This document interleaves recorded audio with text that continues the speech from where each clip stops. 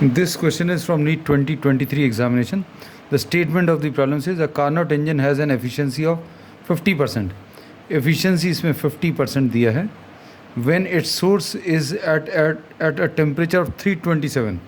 अब source का temperature, this is written as Ts and this is also written as T1. This is 327 degree Celsius. इसमें +273 अगर करें तो ये केल्विन में आ जाएगा and this will B 600 kelvin. अब हम लोगों को टेम्परेचर ऑफ द सिंक बताना है, temperature of the cold object, and this will be written as T2.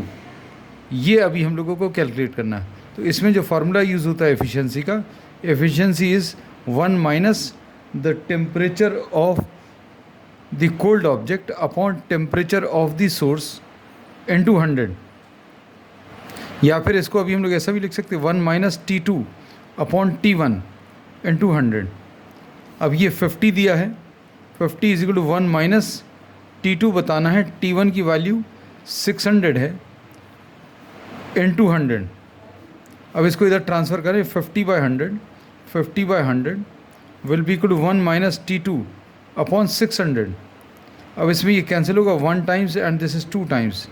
अब ये कैंसिल करने के बाद जो बचेगा T2/600 will be equal to 1 minus 1/2 और इसको सॉल्व करने पर 1/2 आ जाएगा.